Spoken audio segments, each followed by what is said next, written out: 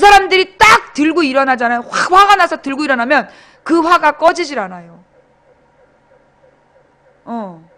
자, 망치 부인 말이 이해가 되시는 분 손.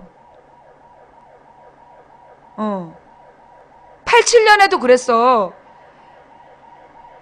그 넥타이 부대가 누구야? 소심하게, 그리고 성실하게, 소심하고 성실하게 자기의 일진의 안녕을 구했던 사람들이 그 순간 걔 누구야? 누구였지? 이한열 열사가, 그러니까 누구니? 박종철이 고문당하다 죽고 이한열이 최루탄 맞아 죽으니까 그 사람들이 딱 들고 이래서 나온 거야. 그러면 역사가 바뀌어.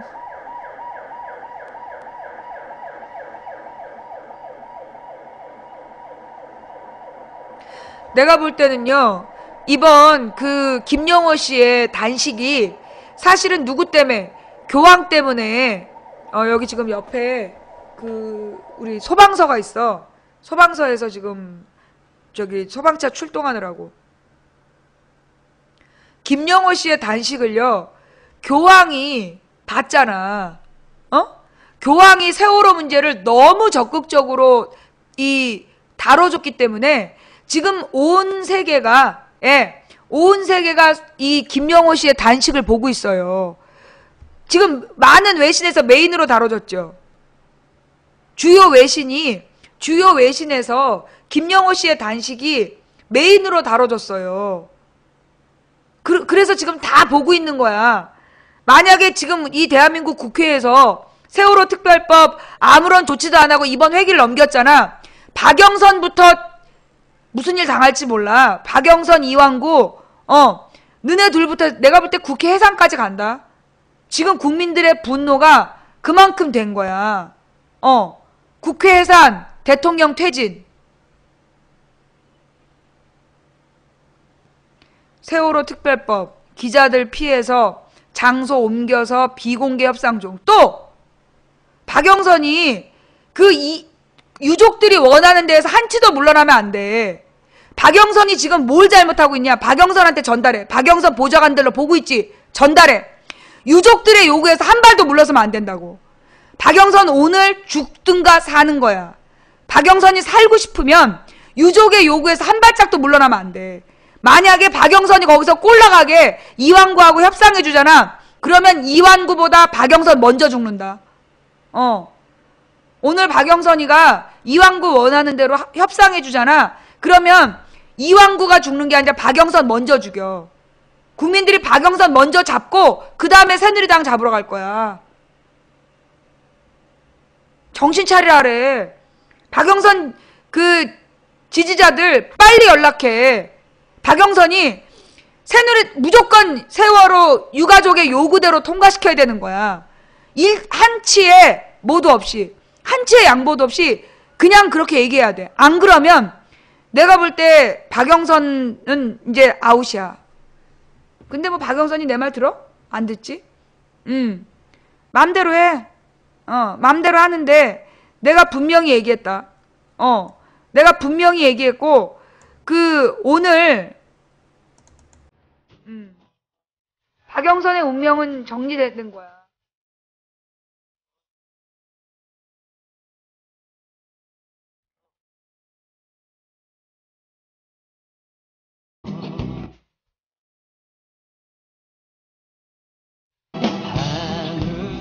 내가 분명히 얘기했어. 내가 볼 때요, 지금 무서운 일이, 그러니까 엄청난 일이 준비 중에 있어요. 이건 내가 아직은 몰라. 사실은 내가 3월 달에 3월 1일이었나 그랬어. 3월 첫째 주 주일날 하나님께서 내가 그때 막 눈물로 3월 1일에 내가 왜 머리 깎았잖아, 우리. 그렇구나, 그때였어. 3월 1일에 삭발을 하고 그 주일날 내가 가서 교회에 가서 계속 울었어요. 눈물이 너무너무 나는 거야. 너무너무 속이 상해서 울고 있었어. 그때 하나님께서 뭐라고 얘기하셨냐면 3월 1일에 우리 57명이 삭발했잖아. 1월 27일에 나 혼자 삭발했고 3월 1일에 57명이 다 같이 가서 삭발했잖아요. 기억나? 그 3월 1일에 우리 57명이 가서 삭발을 한 다음에 그 다음날, 그 다음 날인가가 아마 주일날이었을 거야. 그때 내가 교회 가서 막 울면서 기도하는데 하나님께서 뭐라고 얘기하셨냐면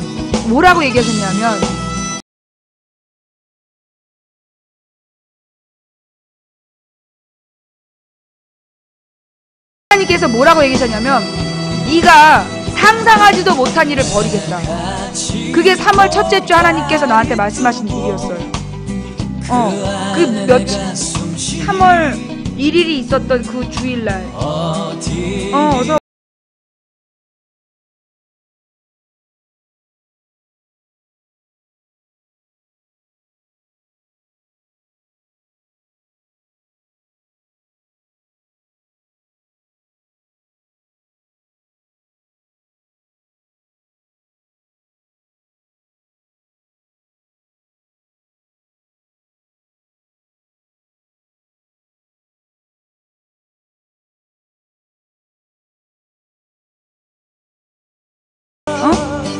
몸이 안 좋으신 분, 지방에서 올라오신 분, 목소리도 크지 않은 분들, 그런 분들이 평상시에 정말 너무나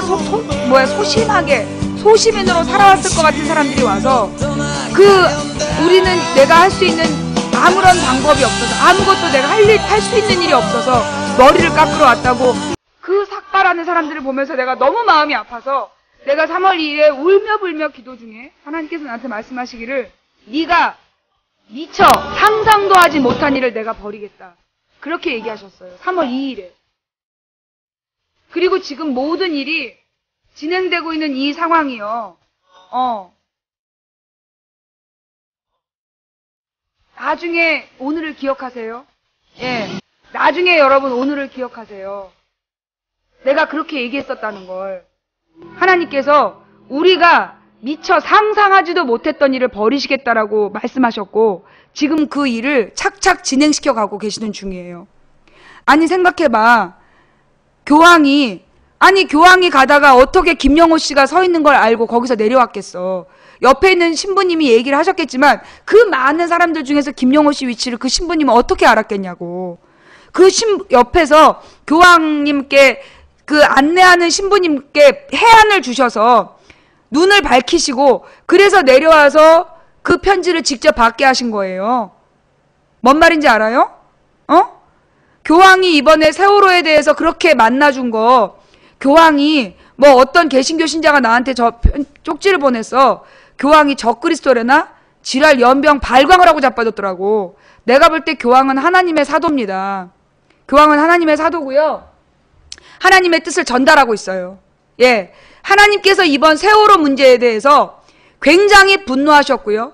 이번 세월호 문제에 대해서 하나님께서 직접 해결하기로 나서신 거예요. 이번에 세월호 특별법 여야가 이런 식으로 오늘 또 날 연기하고 대충 수사권 기소권 안 주고 뭉개려고 그러잖아. 너네 국회 해산당한다? 국회 해산될 거야. 그리고 박근혜는 대통령직에서 끝까지 임기 못하게 될 거야. 박근혜는 끌어내려질 거고 국회는 해산될 거야. 그런 느낌 오죠? 예. 그런 느낌 받으신 분. 나 진짜 화면이 왜 이럴까? 예. 잠깐만요. 내가 이거 좀 화면 좀 어둡게 할게요.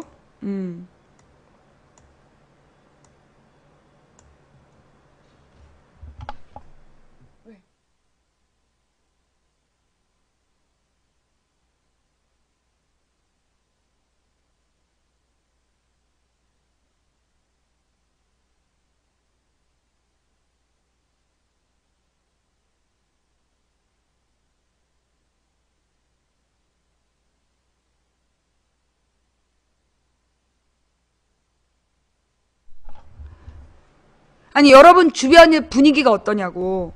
내가 무슨 얘기하는지 느낌이 오는 분.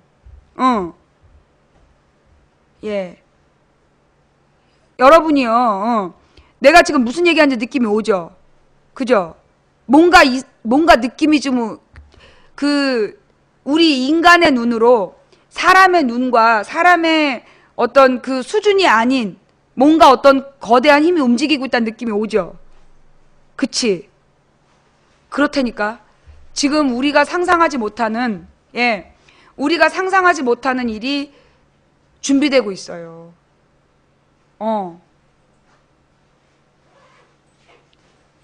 소름 끼치지. 이거는 우리가 미처 이제까지 상상하지 못했던 일이 지금 벌어지는 겁니다.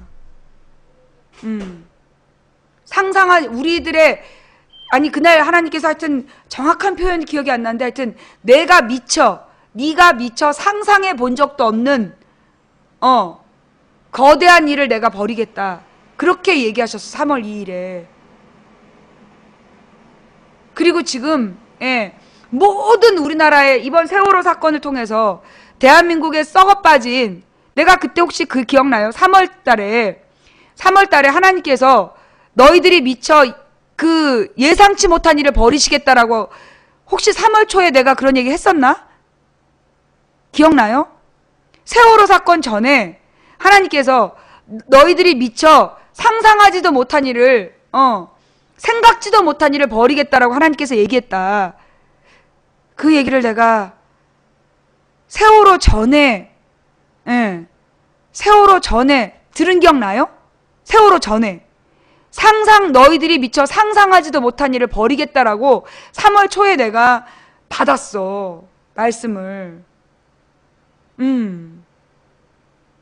그리고 이 일이 벌어지고 있는 거야.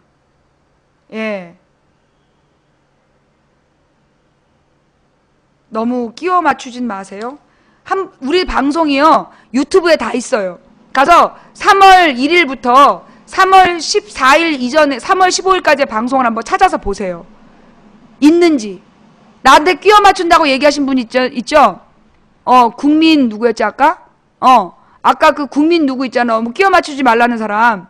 그 끼워 맞추지 말라는 사람 가서 3월 1일부터 3월 15일까지의 방송을요, 한번 다 찾아보고 그런 말이 있나 없나 한번 찾아보세요. 예. 없으면 내가 끼워 맞춘 거고, 예. 없다면 내가 끼워 맞춘 거고. 근데 나는 분명히 3월 2일에 내가 3월 1일 날 우리 57명이 삭발한 다음에 내가 눈물로 하나님한테 내가 죄 지은 거 아니냐고, 내가 이 사람들을 삭발하는, 하나님 내가 왜 이런 일까지 해야 되냐고 내가 막 울 때, 그때 하나님께서 네가 미처 상상하지도 못한 일을 벌이겠다고 하셨어요.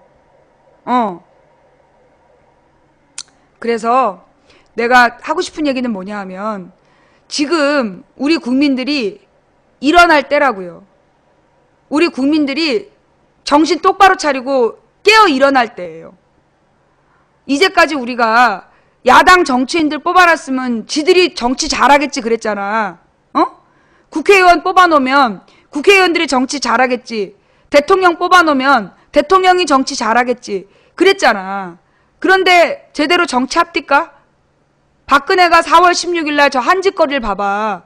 경내에서 외부 인사를 만나지 않고 보고를 21번 받았다고 그러면서 보고를 어떻게 받고 어떻게 했길래 7시간이 지나도록 상황에 대해서 전혀 파악을 못하냐고. 이건 뭐야? 지금 박근혜의 무능이, 사실 이번 세월호가 아니었으면 다들 박근혜 유능한 줄 알고 있었을 거 아니야. 그죠? 박근혜가 청와대에서 뭔 짓거리를 하는지 아무도 몰랐을 거 아니야. 그런데 세월호 사건 때문에 이 박근혜 정부가 얼마나 무능한지 만천하에 다 드러난 거야. 그리고 이번 세월호 사건에는요, 우리나라에 정말 이 정권, 권력의 비리가 다 드러난 거야. 그러면서 나는 무엇보다 대단한 건 뭐냐? 언론의 비리까지 다 드러난 거. 나는 그게 제일 신기해.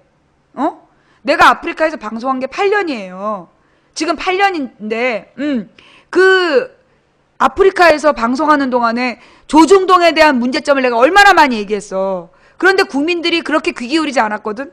그런데 이번 세월호 문제로 전원 구조, 그 오보가 아니었으면요, 국민들이 대한민국 언론의 실체를 완전히 몰랐을 거야. 그죠? 아니, 내가 볼 때 우리나라 역사상 최대 오보야. 전원 구조.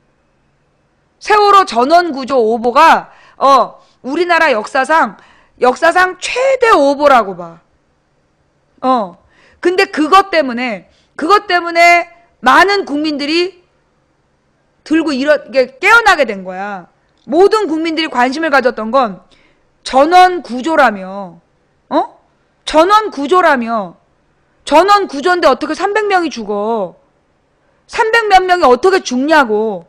대한민국이 OECD 상위권 국가야. 경제규모 11위 국가에서 300명이 그냥 선박사고로 죽었어. 말이 되냐고. 구조가 전혀 이루어지지 않았어. 해경도 구조 안 했고, 뭐 특공대도 구조 못했고, 정부는 구조 매뉴얼도 없었어. 아무도 몰랐잖아. 대한민국이 이런 수준인지 아무도 몰랐어. 그런데 누가 전원 구조라 그래서 다 구조된, 당연히 우리 전원 구조되는 게 우리나라 수준으로 안 거야. 그런데 전원 구조가 오보였다니. 거기에다가 그 죽은 사람 숫자는 모른다고 쳐. 산 사람 숫자 뻥쳤을 때. 여러분 그거 기억나죠? 첫날 100 몇 명이라 했지? 198 아니야. 몇 명? 300 몇 명, 368명이 살았다 그랬지 처음에. 368명이 살았다고 뻥을 쳤다가 나중에 179명으로 바꿔요. 368명이 살았다라고 계속 방송을 몇 시간 하다가 368명이라 해서 처음에. 그러다가 179명이라고 바꾼 거야. 170 몇 명이라고 바꿨어. 그런데 그게 또 179명에서 176명 되고 나중에 최종이 얼마였지? 진짜 생존자가 168명이었지. 예. 그 사건 몰라? 368명 살았다 그랬었잖아. 그지? 첫날 475명 중에 368명이 구조받았다고. 기억나요? 안 나요? 360 몇 명이 살았다 그랬었어. 이 사람들 다 잊어버렸구나. 전원구조 다음에 360 몇 명이 살았다 그런 거야. 그게 왜 그랬냐 하면 이중으로 생존자를 이중으로 계산했어. 생존자를 이중으로 계산해가지고 300 몇십 명이 살았다라고 계속 방송을 몇 시간을 한 거야. 전원구조 다음에 300 몇십 명 생존, 그 다음에 179명이라고 그랬다가 176명으로 바꾸고 나중에 실제로 168명이 된 거야. 그런데 168명이 되는데 한 달 걸렸잖아.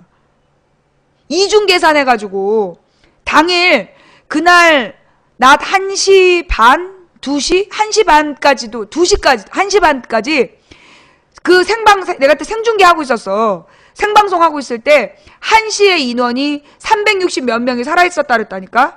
그러다가 갑자기 인원수가 확 줄은 거야. 100몇십 명으로 160 몇 명으로 줄었다가 179명이라고 얘기하고 그리고 일주일이 지나서 176명이라고 그러고 그리고 20일인가 지난 다음에 한 달인가 지나서 168명으로 바꿔.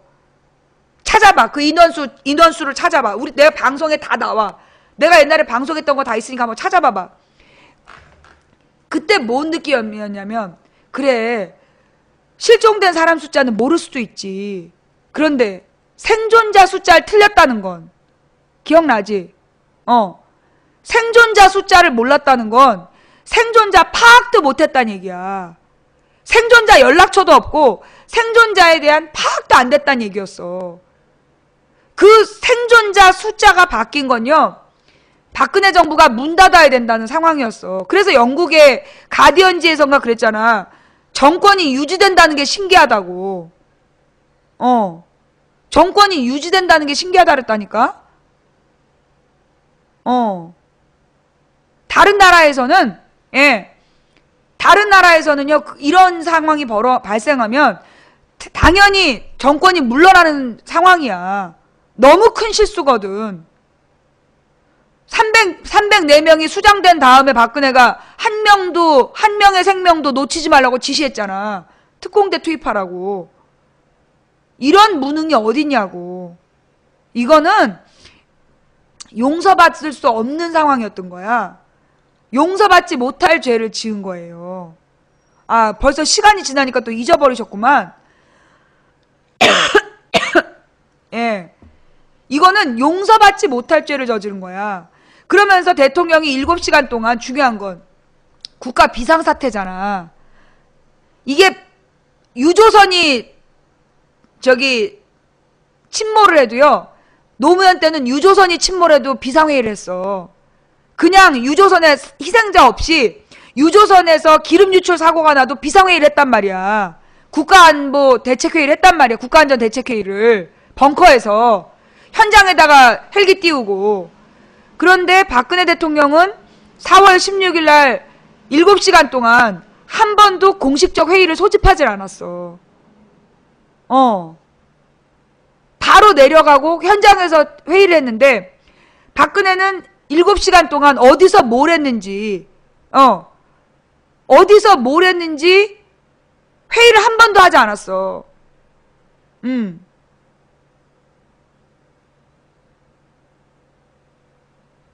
기가 막히는 거야, 기가 막히는 거. 예. 연평해전 때 김대중이 사건 발생하자마자, 너네 잘 모르는구나. 연평해전 때 김대중이 그 북한 배가 사고를 쳤어. 그래서 바로 보고를 받아. 그래서 김대중 대통령이 순식간에 그 내리는 거야. 지시사항을. 그 기사 있어. 한번 찾아봐봐. 연평해전 초기 대응이 너무나 훌륭했다. 확전은 막되, 뭐라 그러나, 우리의 선을 넘어오면 응징한다. 선을 넘으면 응징하고, 그러나 먼저 선제 공격은 하지 마라. 그래가지고, 즉각 대응하라. 그 지시에 따라서 그때 우리 해군이 그 북한에서 쳐들어온 애들을 박살을 내잖아요. 그래가지고 순식간에 부상자 생기고, 시커먼 연기 뿜으면서 도망간 거 아니야. 선제 공격 안에서 피해가 크긴, 그때 북한 피해가 더 컸어. 북한 피해가 더 컸어. 그리고 2002, 그러니까 그게 서해에서 연평도 앞바다에서 사고가 2번 나요. 예. 연평도 앞바다에서 사고가 2번 나는데, 첫 번째 사고가, 99년도야. 첫 번째 사고가 99년도고, 두 번째가 2002년이야. 2002년에 사고가 또 터지게 되는데, 그때가 우리 월드컵 때 아니야. 월드컵 때 일부러 북한에, 그때 월드컵이라서 우리는 국제적인 행사를 치르고 있었다고. 그런데 북한에서 사고를 친 거야. 그때 외국 손님들이랑 정상회담하고 그런 상황이었어요. 99년도가 서해교전이고 2002년도가 연평해전이야. 2번이 있었어. 그 99년도에가 그 김대중 대통령이 즉각 대처해가지고 즉각 대처해서 우리의 피해는 최소화되고 북한 배가 시커멓게 연기나면서 부상자가 엄청 생기면서 배가 거의 완파되다시피 해갖고 도망간 게 99년 서해교전이었고, 연평해전이 2002년이었는데 2002년은 월드컵 때였어요. 월드컵이 한참 진행되고 있는데 터진 거야. 왜 그랬냐 하면 그때 이 김정일이 부시한테 항의하고 있었어.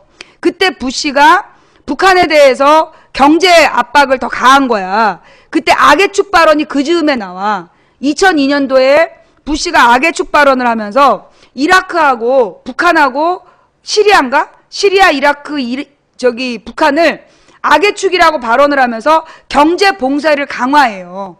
예. 경제 봉쇄를 강화하는 게 그게 2002년 1월인가 그 얘기가 나와. 그래가지고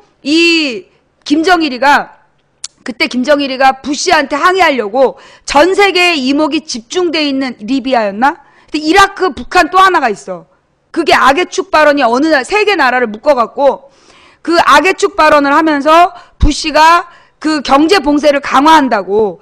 그래가지고 경제 봉쇄를 풀어달라는 시위를 하면서 그 월드컵 때 세계의 이목이 집중된 상황에서 터진 거야. 그런데 그때는 모든 언론이 월드컵 중계에 눈이 뒤집어져 갖고 북한의 연평해전에 대해서 보도를 거의 안 했어요.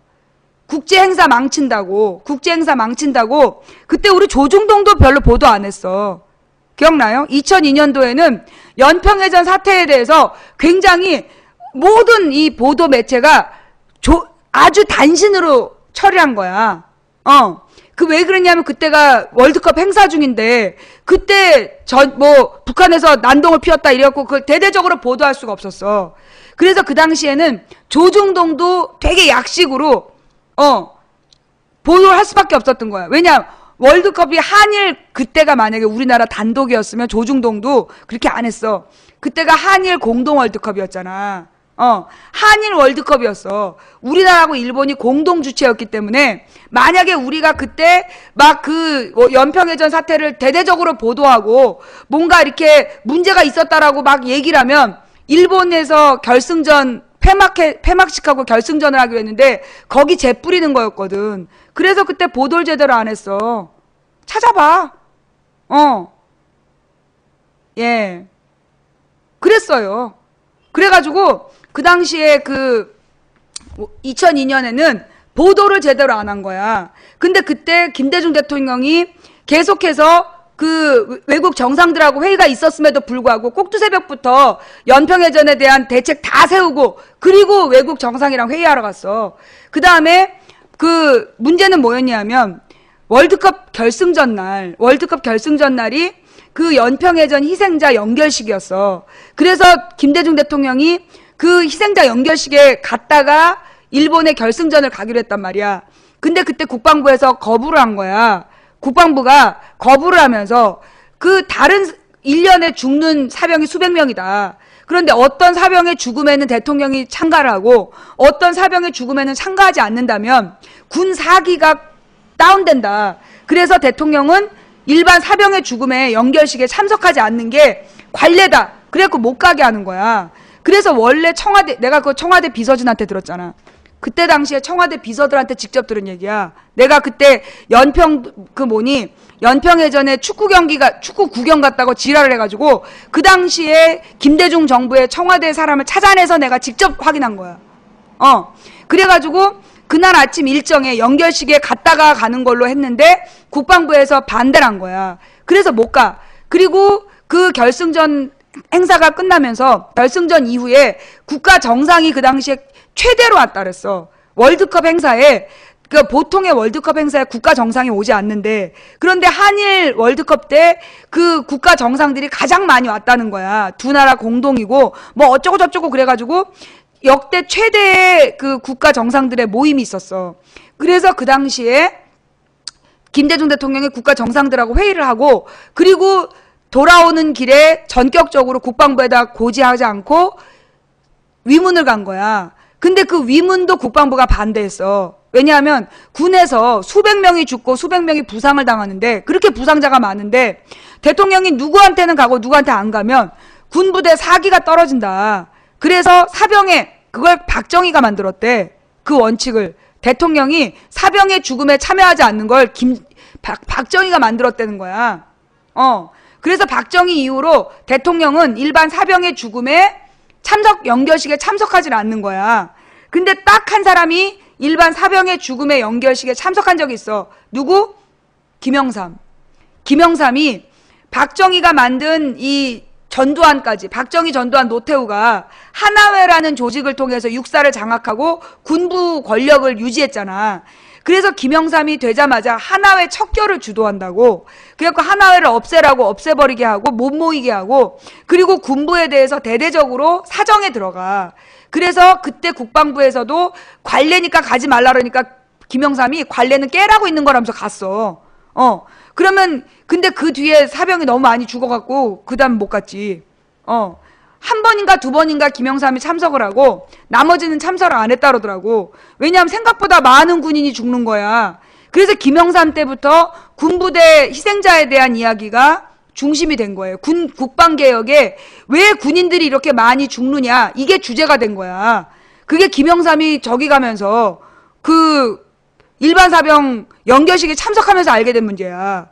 그리고 김대중 대통령은 군부의 전통을 지켜주기로 했고 국방부에서 요구하는 걸 지켜주려고 했다가 나중에 그게 발목을 잡은 거 아니야. 이걸 새누리당 이 새끼들이 그걸 갖고 시비를 걸은 거야. 전두환, 노태우, 박정희도요 일반 사병의 연결식에 참석하지 않았어요.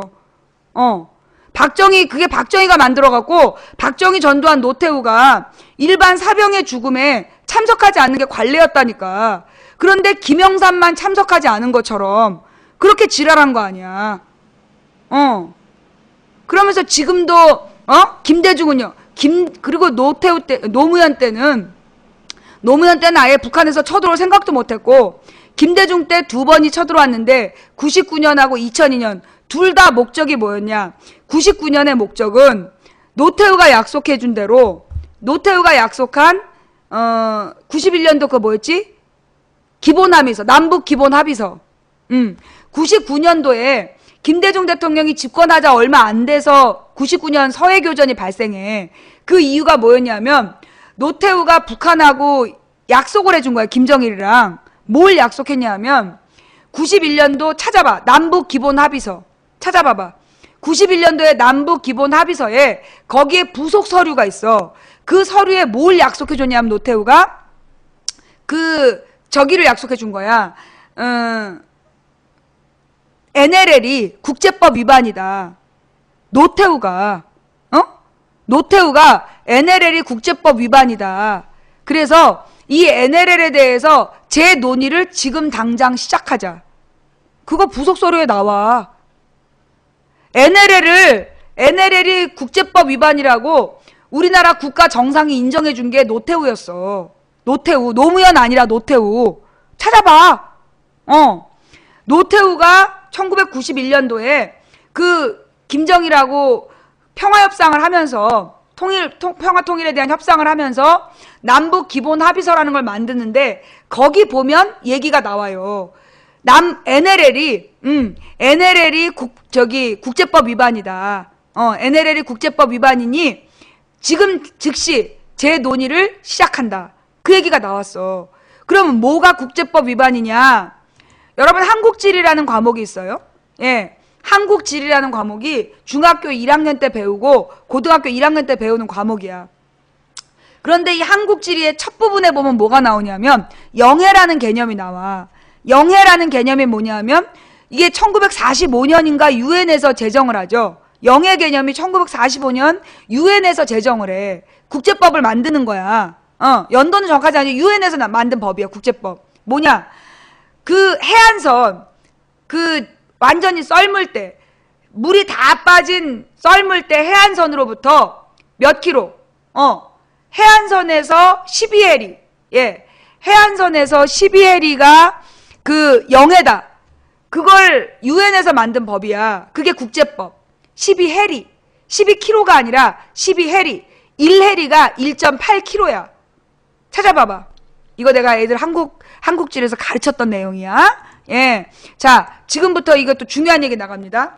NLL이 국제법 위반이라고 노태우가 왜 인정을 했냐 하면, 그러면 이 NLL 문제가 맨 처음 언제 생겼는지부터 따져야 돼.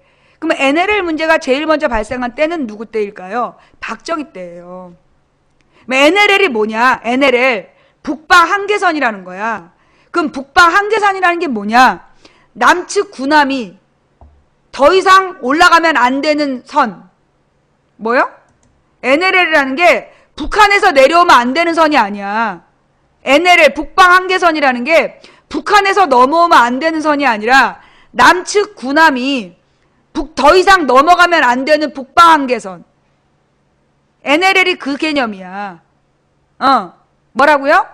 남쪽 군함이 이 선 북쪽으로는 올라가면 안 된다. 그게 NLL이야. 몰랐지? NLL이 뭔 줄도 모르고 영해라고 막 떠들었던 젊은 번님들, 예, 정신 차리시고요. 예.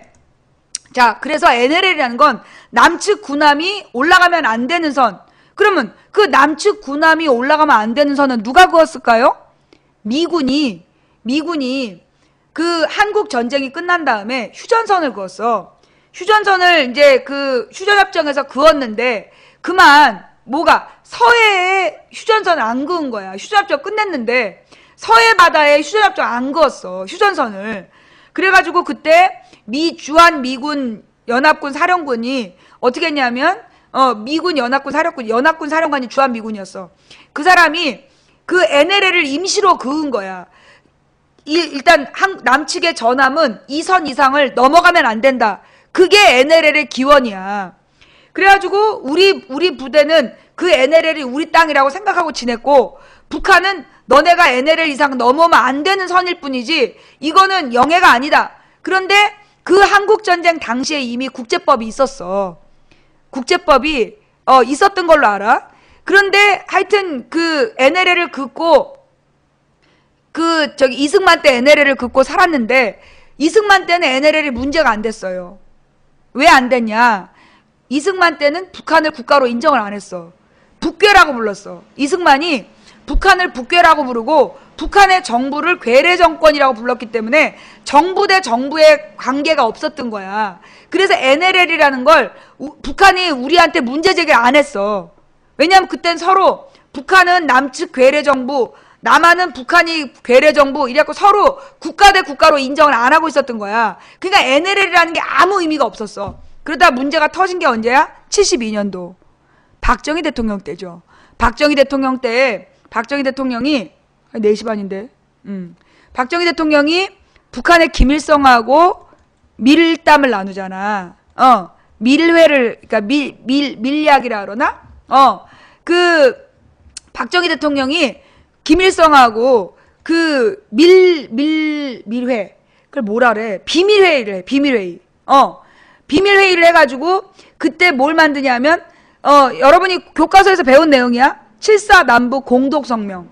그래서 평양하고 서울에서 같이 평양은 평양대로 김일성이 발표하고 남한은 박정희가 발표를 하는 거야. 뭐라고? 그 7.4 남북 공동선언. 그래서 그 북한과 남한은 이제 평화 통일을 노력하자. 그래서 원칙이 3개자. 자주, 평화, 민족 대단결의 원칙에 따라 평화 통일을 추구하자. 그거를 김일성하고 박정희가 공동선언을 한 거야. 그러면서 문제가 터진 거야.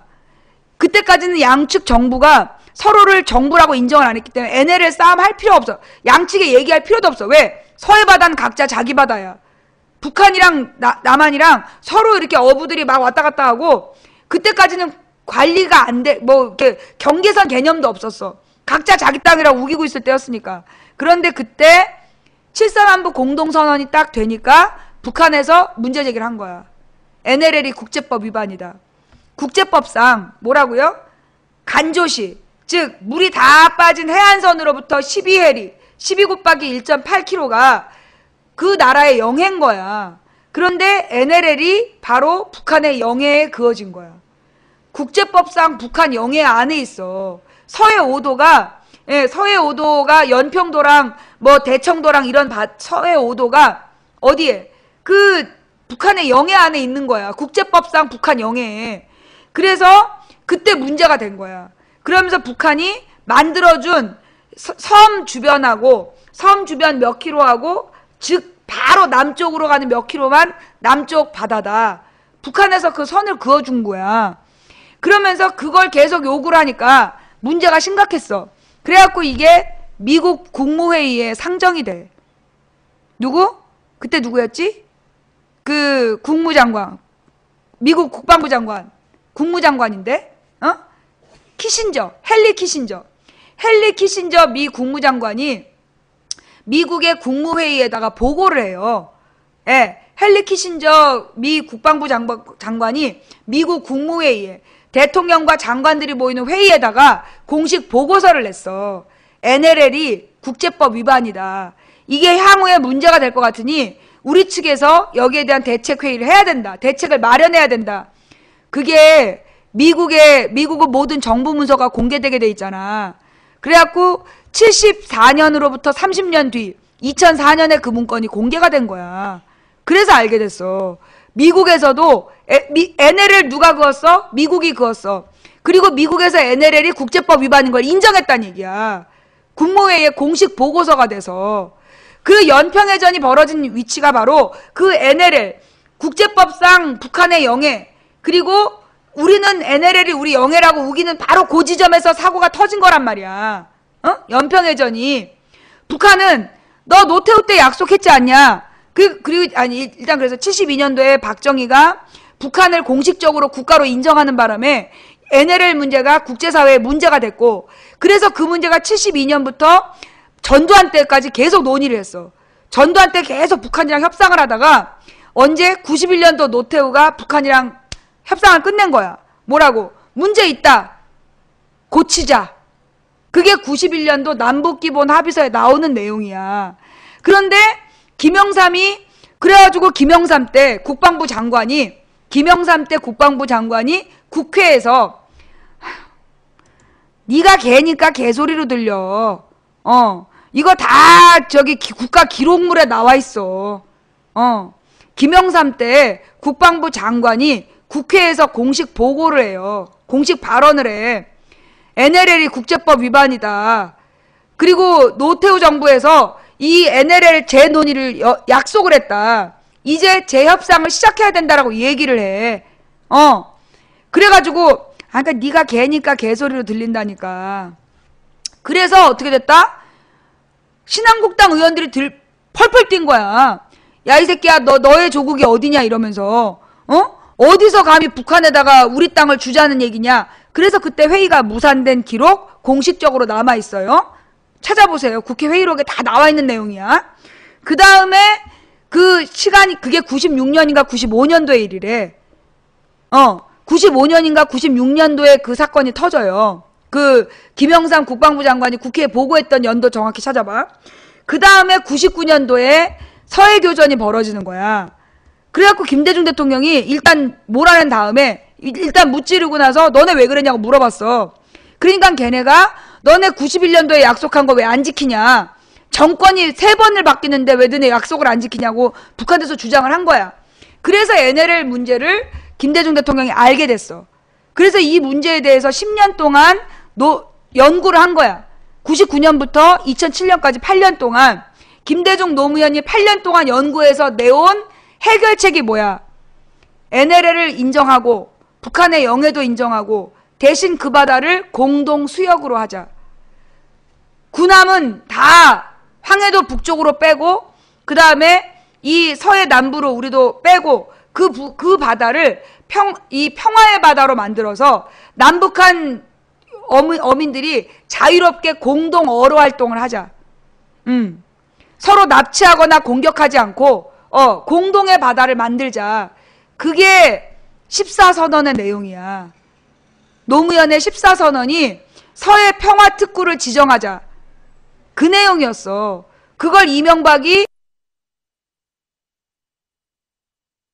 싹 없던 일로 해버린 거야. 자,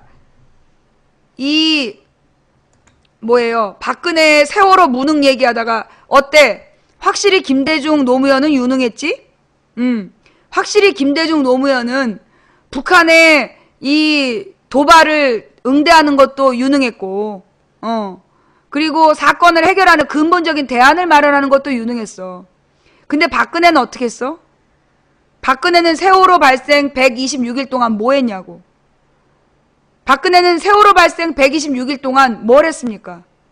첫날 어디서 몸매를 관리했는지 뭔 짓거리를 했는지 7시간 동안 회의 한 통 안 했죠? 회의 하나 안 했죠? 7시간 만에 비상대책본부 찾아서 뻘소리 했죠? 그 다음에 두 번째 날 그 현장 찾아가가지고 구조를 안 하고 있다고 유가족이 울부짖으니까 그럴 리가 없다고. 만약에 그렇다면 여기 있는 사람 다 옷 벗어야 된다고 그래놓고 지금까지 옷을 안 벗고 있죠? 그 다음에 그 4월 말에 그 분향소, 합동분향소, 임시분향소 헐어버리고 더 크게 지은 다음에 거기 가서 분향하는 쇼하고 그 영상 만들었다가 유가족이 찍은 그 카메라에 찍혀가지고 그 조작이라는 게 들통이 났잖아. 조문 쇼. 조문 조작이 발각된 거 아니야. 그 유가족도 아닌 준비된 할머니한테 위로하는 척 사진 찍고 그걸로 넘어가려고 했는데 그게 유가족이 찍은 카메라에 그 모든 과정이 담겨가지고 유튜브에 올라가는 바람에 들통이 싹 나버렸어. 그러니까 한 달 뒤에 5월 중순이야.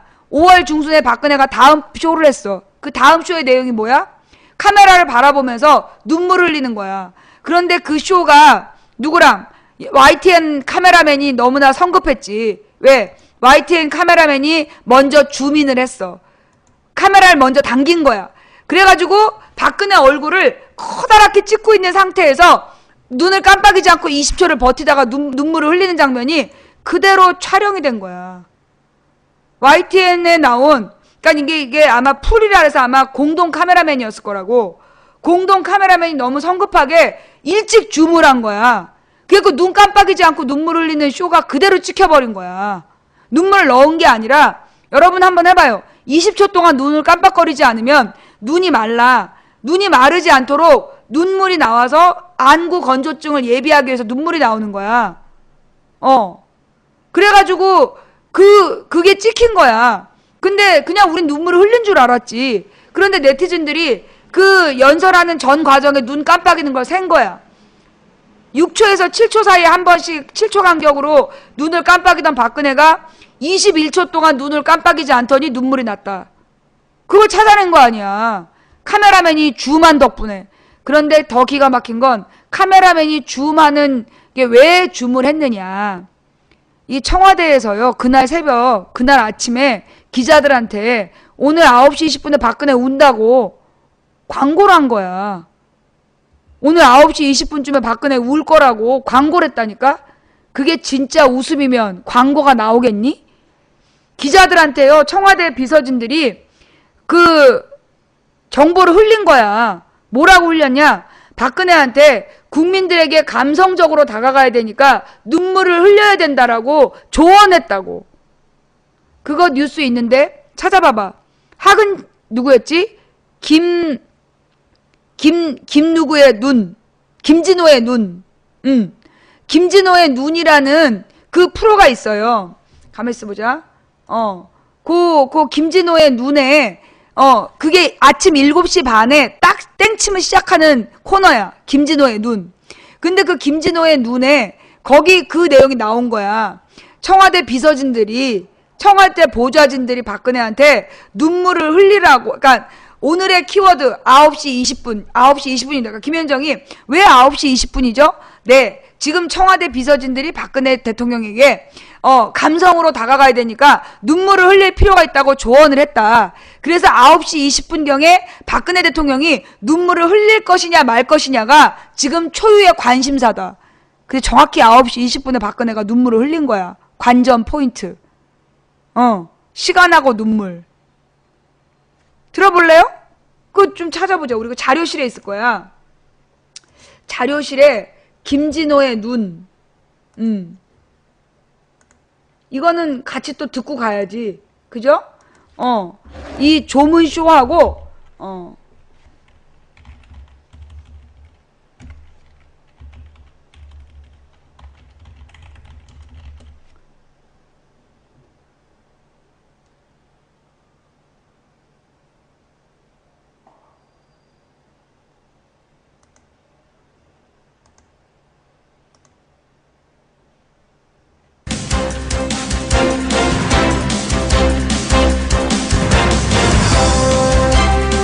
애청자 여러분 안녕하십니까. 다소 낯선 시간에 인사드립니다. CBS가 봄 개편을 맞아서 김현정의 뉴스쇼가 하근찬의 아침 뉴스와 자리를 바꿨습니다. 이제는 7시 30분부터 9시까지 논스톱으로 함께 하시죠. 5월 19일 월요일 아침 김현정의 뉴스쇼. 잠시 후에는 김환영 사장 퇴진운동에 나선 KBS 현장 연결하고요. 8시 2부에서는 야권 단일화로 뜨거워진 부산시장 선거, 새누리당 서병수, 무소속 오고돈 후보의 1대1 첫 마토론도 준비가 되어 있습니다. 논스톱 김현정의 뉴스쇼 지금부터 출발합니다.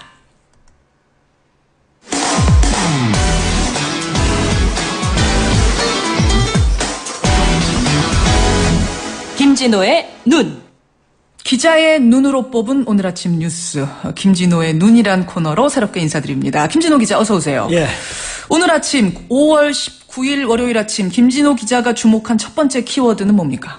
오늘 오전 9시 20분쯤입니다. 9시 20분이요? 예. 9시 20분이란 박근혜 대통령이 세월호 참사에 대한 사과와 포괄적인 후속 대책을 담은 대국민 발표를 마치는 시간입니다. 시작하는 시각이 아니라 마치는 시간이 9시 20분. 그러니까 출입기자들과 일문일답 없이 20분가량 진행되는데 예. 여기서 대통령이 과연 사과에 대해서 어떤 입장을 내느냐, 그리고 또 앞으로 개혁과제를 어떻게 추진할 것이냐. 그런데 대통령은 오늘 아마도 내 책임을 강조할 것으로 알려졌습니다. 예. 과연 박 대통령이 오늘 대국민 담화에서 또한 눈물을 보이느냐가 관전 포인트입니다. 청와대 관계자들은 세월호 참사에 대한 반성과 사과를 감성적으로 접근해야 대국민 호소력이 커진다는 의견을 개진했고, 따라서 눈물을 보일 것을 조언한 것으로 전해졌습니다. 들었지? 청와대 관계자들이 눈물을 흘리라고 조언을 했다고. 그래서 아침 9시 20분에 눈물을 흘릴지 말지가 관전 포인트라고. 이거 처음 들으신 분? 이거 지금 처음 들으셨어요? 이랬어. 그 눈물이 그렇게 나온 눈물이야. 그런데 박근혜의 눈물을 닦아주세요. 그 개쇼를 한 거 아니에요. 기가 막히지? 그래서 박근혜의 눈물을 대통령의 눈물을 닦아주세요? 그게 저렇게 나온 눈물이라고. 보좌진들이 눈물 흘리라고 주문을 했고, 그래서 20초 동안, 아까 누가 그 네티즌이 분석한 거, 네티즌이 분석한 게 또 있어요. 예. 이거 한번 볼래요? 이게 이제 네티즌들이, 그러니까 이렇게 이제 청와대에서 눈물을 흘리라고 주문을 했고, 그리고, 에이씨, 없네. 그 네티즌이 분석한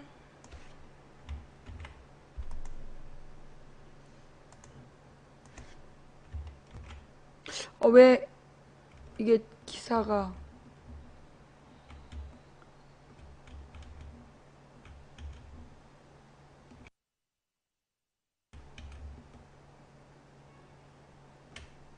저기 우리 자료실로 좀 올려볼래요? 예, 자료실로 대통령의 눈물을 그 동영상을 자료실에서 한번 찾아볼게요. 있나? 가만히 있어보자.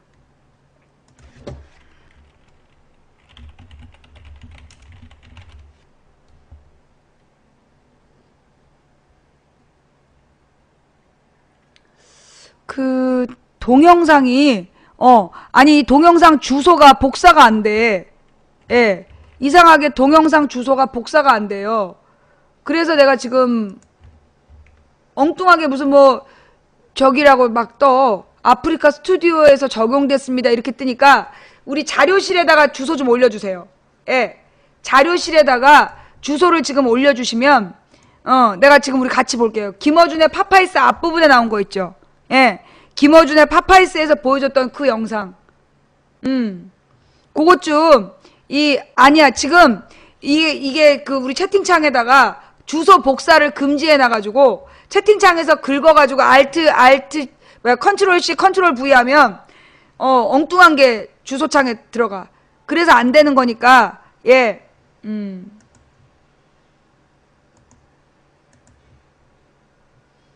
자료실에.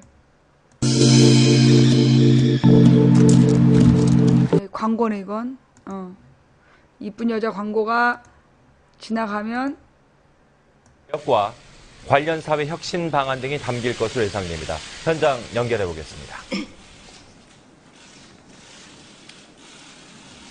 존경하는 국민 여러분, 세월호 침몰 사고가 발생한 지 오늘로 34일째가 되었습니다. 온 국민이 소중한 가족을 잃은 유가족들의 아픔과 비통함을 함께하고 있습니다. 국민의 생명과 안전을 책임져야 하는 대통령으로서 국민 여러분께서 겪으신 고통에 진심으로 사과드립니다.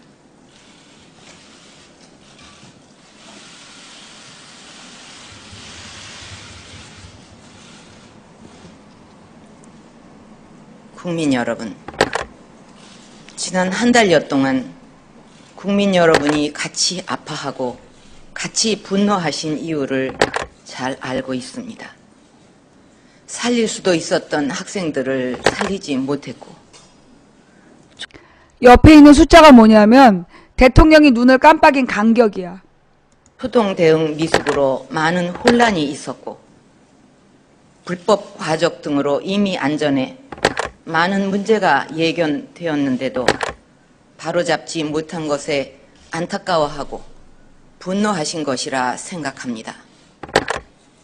채 피지도 못한 많은 학생들과 마지막 가족 여행이 되어버린 혼자 남은 아이, 그 밖에 눈물로 이어지는 희생자들의 안타까움을 생각하며 저도 범민으로 잠을 이루지 못한 나날이었습니다.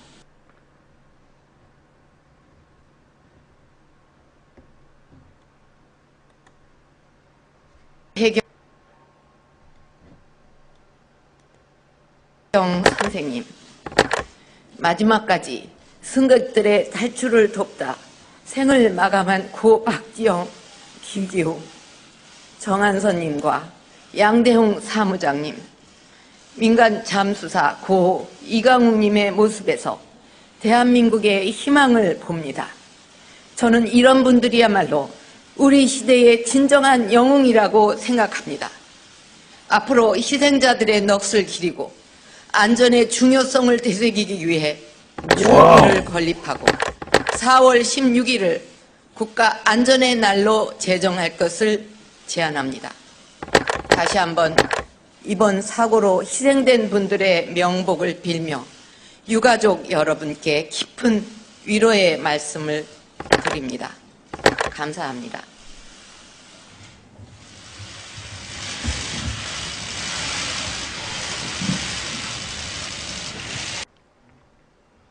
이랬던 것이었다. 예. 31초 동안 눈을 안 깜빡이면요, 눈물 나와요. 안구가 마르는 것을 막기 위해서, 예. 근데 이건 능력이야. 31초 동안 눈을 안 깜빡일 수는 없어. 일반적인 사람은 31초 동안 눈을 깜빡이지 않고 버틸 수가 없어요. 대단한 집중력인 거죠. 예. 네. 그 31초 동안 여러분 해봐요. 눈을 안 깜빡이기 30초 나 못해. 나는 안 되더라고. 그런 능력은 있는 것 같아요. 눈을 31초 동안 안 깜빡이는 능력 하나는 있는 것 같아. 그거 말고는 너무 무능했어. 그죠? 너무나 무능했던 박근혜. 그리고 박근혜의 가장 큰 무능은 자신도 무능했지만 그 무능한 여자가 만들어 놓은 장관들이 다 무능했잖아. 이번에 세월호 사건은 해수부하고 직결된 사건이에요. 근데 이 해수부가 누구였어? 윤진숙. 그 윤진숙은 무능해서 안 된다고 온 국민이 반대했는데 막 박근혜가 모래 속에서 찾은 진주라 그러면서 막 똥꼬집을 피워가지고 윤진숙이 해수부 장관으로 1년 버텼잖아. 그러면서 그때 매뉴얼을 만들었어. 그 매뉴얼에 청와대가 그 컨트롤 타워라는 것도 나와 있어. 그리고 대형 해상 사고가 나면 그걸 뭐라 그러더라? 대형 해상 사고가 나면 충격 상쇄 아이템을 발굴한다. 그런 얘기까지 다 적어놓은 게 들통이 또 난 거 아니야. 시민단체에서 매뉴얼 주세요. 그러니까 그것도 줘가지고 그것도 시민단체가 분석해갖고 올려가지고 개망신 당한 거 아니야. 그러니까 이 과정이, 이 세월호의 이 모든 과정이 그러면서 뭐까지 드러났어. 한국 성급이 박정희 때 만들어졌고 이게 우리나라에서 그동안의 모든 해양사고가 난 문제의 배들을 전부 다 허가해줬다는 것도 들통이 났지. 그런데다가 지금 김무성이랑 새누리당 의원 다수, 그러니까 뭐 새정치연합은 의원 숫자가 얼마 안 되기 때문에 몇 명 안 돼. 그 혜택을 본 사람 몇 명 안 되고 주로 새누리당 의원들, 박상은 같은 의원은 뭐 7번인가 8번을 그 해운조합에서 해외 유람 보내주는 것 같아서 놀고 온 거 아니야. 그러니까 해외에다가 최고급으로 해외여행 시켜주면서 그 국회의원들한테 로비를 했다라는 것까지 들통이 난 거죠. 윤상현, 김무성, 박상은 줄줄이. 그래서 지금 이명박이 선박 연령 풀고 박근혜가 안전점검 규제 풀고 한국 성급에서 불량 배들 돈 받고 허가해준 거 들통났고 해운조합이 그동안에 어떻게 국회의원들한테 로비했는지까지 다 들통이 났어. 그런데 처벌받은 사람 한 명이라도 있어 없어? 그런데다가 또 그 다음에 가장 나를 열받게 한 장면이 또 뭐냐. 왜 싸지도 않은데 애들이 세월호 타고 수학여행 갔냐는 거야. 제주도 가는 애들이 왜 세월호를 탔냐고. 누구 때문이야? 이명박 정부에서부터 학생들한테 강요한 거 아니야. 학교에다가. 교육부에서 권장사항이라 그러면서 그 크루즈 타고 수학여행 가라고 압력을 넣은 거야. 그래서 안전하지도 않은 고물배를 타고 가다 애들이 죽은 거야. 그러면 지금 처벌받아야 될 거 이명박, 박근혜, 그리고 한국성급 해운조합, 그리고 이 교육당국의 관계자들, 교장도 처벌받아야 되는 거 아니야. 이 교장이 그렇게 강요 안 하면요, 배 타고 수학여행 안 가는 거예요. 해운조합으로부터 그 받은 후원금이 박상은 2,200, 윤상현 2,000, 황우여 2,500.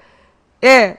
저런 식으로 뇌물 받고 그 세월호 안전하다고 뻥까주면서 지금 그러니까 이 세월호 문제가 그리고 이 세월호를 통해서 그래서 이 박근혜 정부가 얼마나 나쁘고 무능한지가 들통이 났잖아. 그러면서 또 하나 세월호가 또 밝혀낸 건 뭔데? 정말 지금 야당의 썩은 정치인들을 다 찾아낸 거야. 세월호 덕분에 김한길, 안철수, 박영선 무능한 거 알아낸 거 아니야. 그죠? 이 세월호 덕분에 그 박근혜와 새누리당이 얼마나 못돼 처먹었는지가 알려진 거고요. 그리고 이 야당 솔직히 얘기해갖고 지금 이 야당 이렇게 김한길, 안철수 망가지지 않았으면 얘네들 어떻게 손댔겠냐고. 손댈 방법이 없지. 정말 우리나라에 야당이 얼마나 무능한지가 드러나는 것도 세월호를 통해서 드러났어. 그러니까 우리나라에서 고쳐야 될 과제, 문제가 된 걸 전부 다 드러나게 한 게 세월호야. 그래서요, 이 세월호는 세월호 특별법이라는 건 그냥 단순히 한 번의 사고 기록이 아니야. 우리나라의 근본적인 문제를 바로잡는 첫 시작이 돼야 되는 거야. 첫 출발점. 엄청난 사건이에요.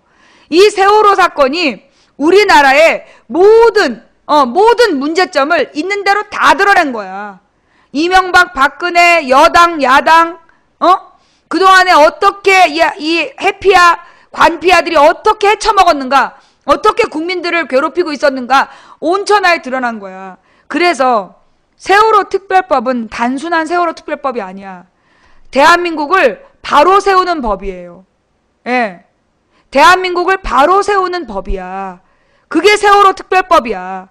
그런데 이 세월호 특별법에 유가족이 요구하지도 않은, 유가족 몇 명이 지나가는 말로 얘기했던 의가사 지정, 그거 유가족 전체 요구 아니에요. 몇 사람이 얘기했었대, 지나가는 말로. 그런데 그거를 갖다가 세월호 특별법의 전체적인 내용인 것 마냥, 세월호 특별법의 핵심 내용은 수사권, 기소권 달라는 건데, 그걸 그렇게 국민을 속인 거 아니야, 이 나쁜 새끼들이? 그런데 그럼에도 불구하고 국민들은 다 알았다는 거야. 730 재보선 끝난 직후에 국민 여론조사에서 세월호 특별법의 핵심은 수사권이다. 밝혀내잖아. 그렇게 댓글 부대하고 언론을 통해서 거짓말을 했는데 그럼에도 불구하고 국민들이 다 알더라는 거야. 왜? 세월호 문제에 관심 있는 사람들이 누구냐 하면 소위 야당 지지자들이나 뭐 이렇게 진보적인 사람들도 별 관심이 없어. 이미 관심이 많이 없어. 옛날에 막 떠들던 사람들은 진짜 지금 세월호 문제에 관심 있는 사람들이 누구냐? 왜 꼼꼼한 사람들 있잖아. 왜 그 줄 맞추는 거 좋아하고 책상 깨끗이 정리하고 이렇게 뭐든지 깨끗이 정리하고 이렇게 때 있으면 닦고 이랬던 사람들.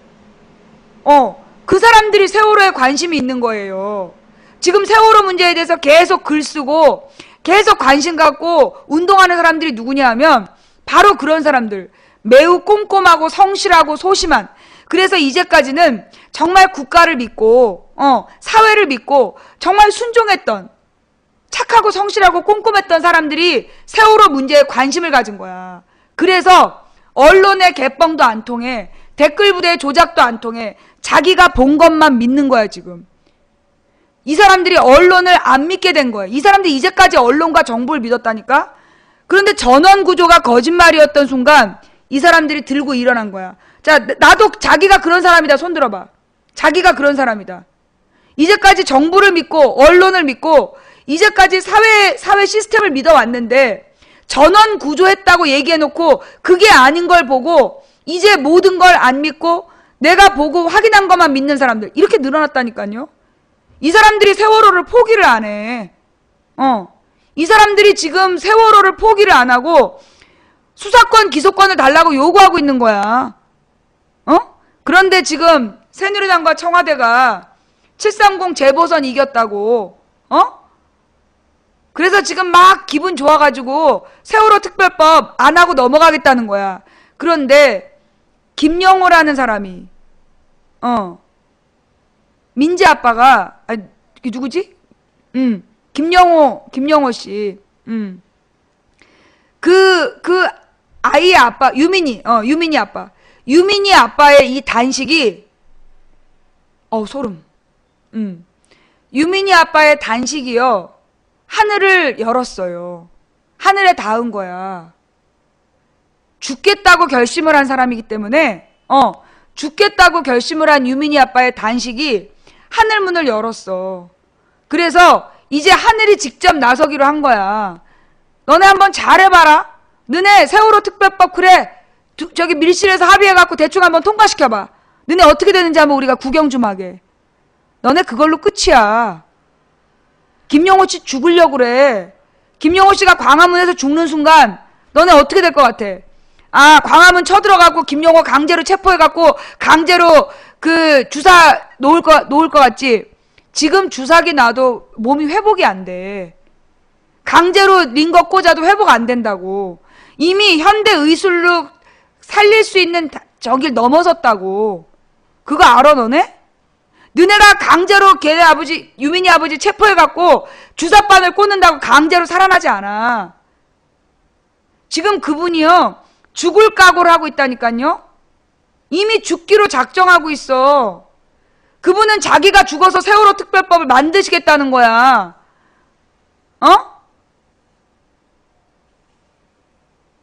강제로 꽂아도 지금은 회복이 안 된다니까요. 안 맞춰요. 안 들어가 그게. 해결이 안 되는 거야.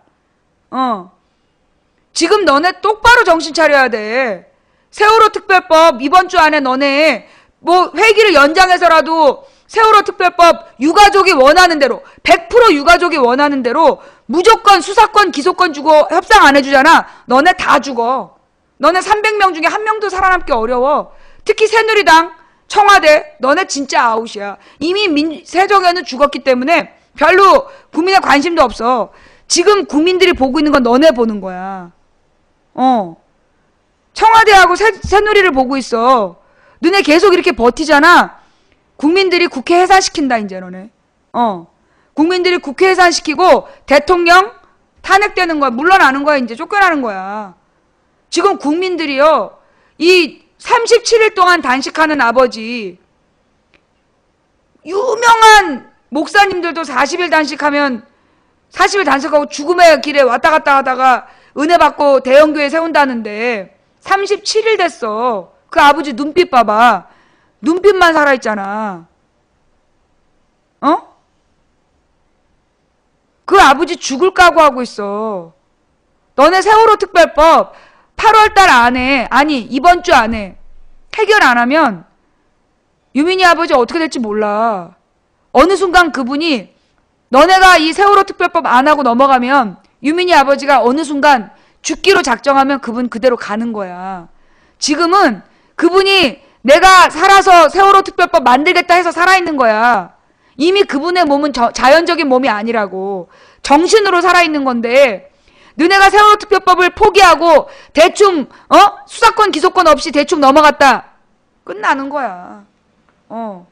그 양반 너네들 보는 앞에서 죽을 거고, 그러면 전 세계에서 이 문제가 터질 거다. 이스라엘에, 여러분 그거 알죠? 이스라엘이 팔레스타인을 침공했잖아. 그래서 막 학살을 했잖아.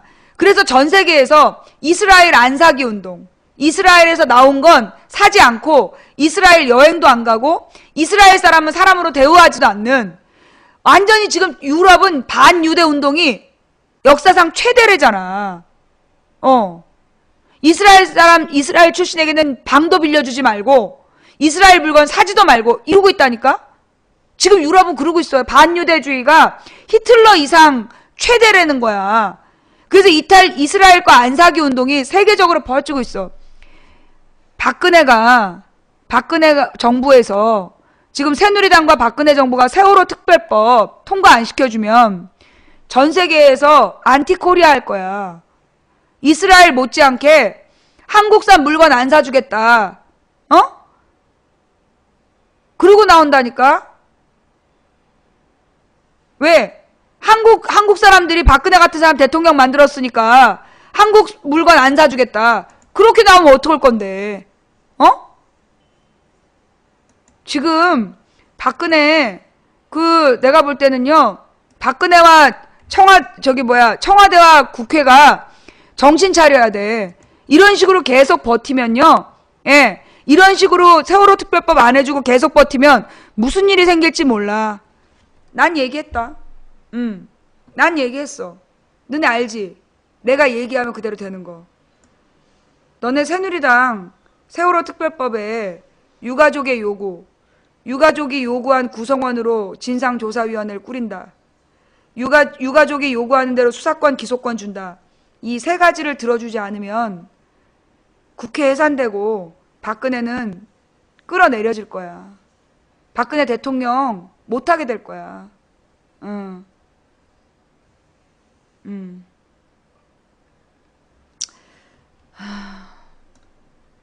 믿든가 말든가 니네들의 선택이야. 믿든가 말든가 니네 선택이고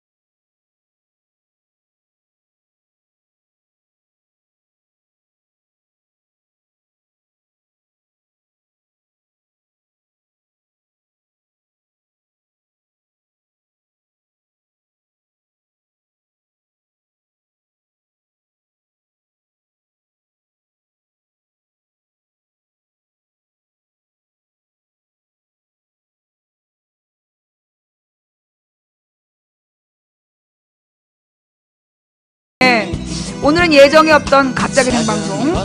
오늘 동생네 집에서 갑자기 생방송 방송 되나 실험하려고 했다가 2시간 반 동안 해버렸네요. 2시간 하려고 했는데 오늘 방송 어떠셨어요? 볼만 하셨나요?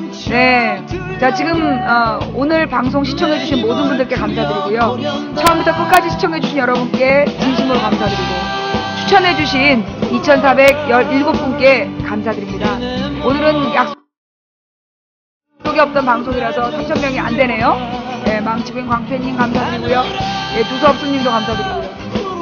그 후원해주셨으나 서초구 교리망님도 후원해주셨는데 제가 그 감사 인사 일일이 못 드린 분들께 죄송하다는 말씀드리고 우리 매니저님들 고생하셨습니다.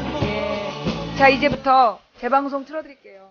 내일까지 재방송 보시고 내일 낮 오늘 방송했는데 그래도 내일은 1시. 오늘 2시간 반 방송했으니까 내일만 1시.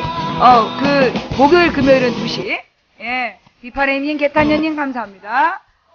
대단히 감사합니다. 시청해주신 여러분께 모두 감사드리고요. 137번님이세요. 감사합니다. 네.